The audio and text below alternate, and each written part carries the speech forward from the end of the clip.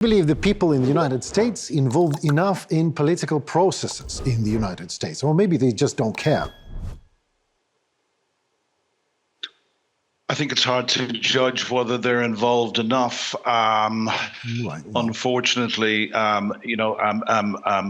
former President Trump and Joe Biden are running neck and neck in the opinion polls. Trump seems to have what to you and I would be a almost incomprehensible grip on a very large portion of the American people.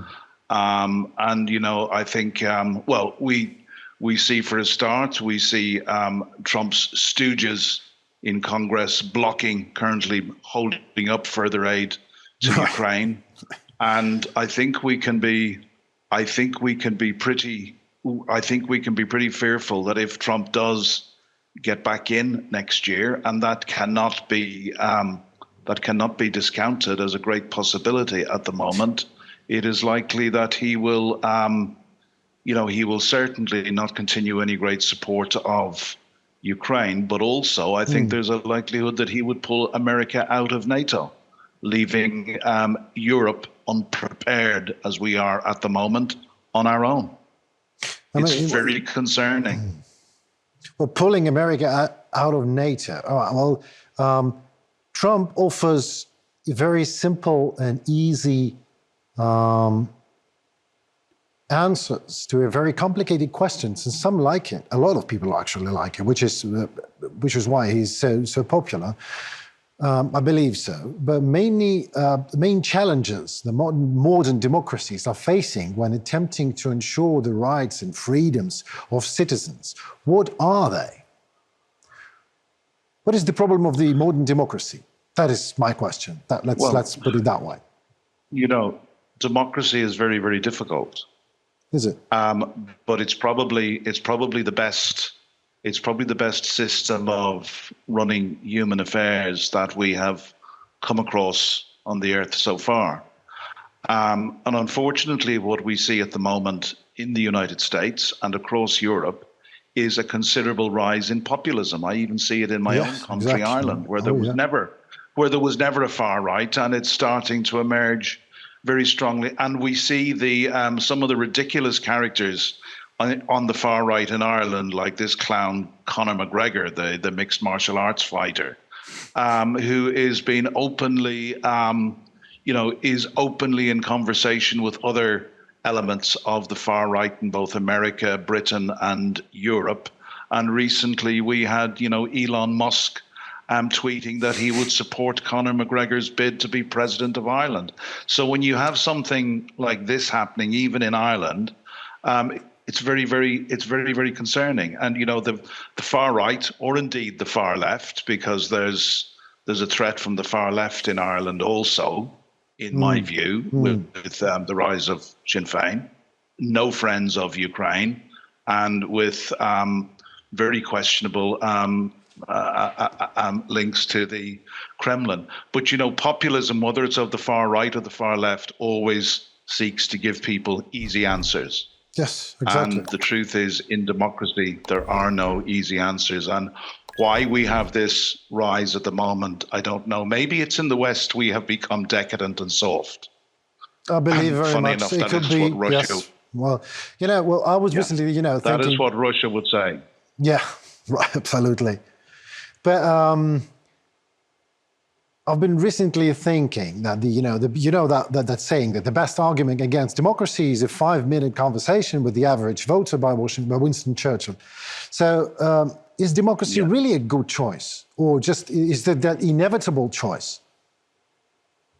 Well, Winston Churchill said that, but he also said that democracy was was, as I said earlier on, was the best system for moderating human affairs that we had come up with. So it was a terrible system, but it was better than all the others. Look, when I was going to school and university, which is now over 40 years ago, I thought that I was in a world where everything was getting better, where we were getting more democratic, right. We were getting more free, we were getting more idealistic. And 40 years on, suddenly it seems that we are going backwards, and some of the horrible things that we only read about in history, we see happening. And indeed, we've seen it happening in Ukraine for the last 2 years, where a revanchist, Russia has been committing genocide in a European country in 2022, 2023. And there is a unwillingness of the population of most of Europe to actually take their heads out of the sand and realize that this is happening. We think that this is something that was confined to history. It's not. And we're suffering from two things. I think I would say three things we suffer from. We're suffering from Ukraine fatigue. We've been saying this ridiculous phrase for as long as it takes. I think Joe Biden, for the first time ever last week, actually uttered the words that we need Ukraine to win. But we need to see serious actions going behind those words. So we're suffering from Ukraine fatigue in Europe. We're suffering from a decadence and a softness which you don't have in the Baltic states. You don't have in Ukraine. You probably don't have in Poland, because the memories of how awful domination Absolutely. by Russia is still very, very recent in your memories.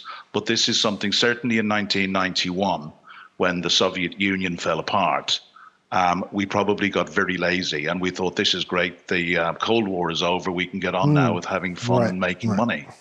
Russia certainly didn't adopt that attitude, and we failed to listen to the warning signs. Russia told us over and over again they weren't interested in our ideas of democracy. And in fact, the reason for the war in Ukraine is because Ukraine, took a very, very strong turn towards the West and made it very clear, the Ukrainian people have a lust for freedom in their heart, a lust for freedom that I believe the Russian people have never really had. They have a lust for strong leaders. And the greatest threat to the survival of Putin and his kleptocratic regime was always a free, successful, democratic Ukraine on Russia's doorstep, because that could be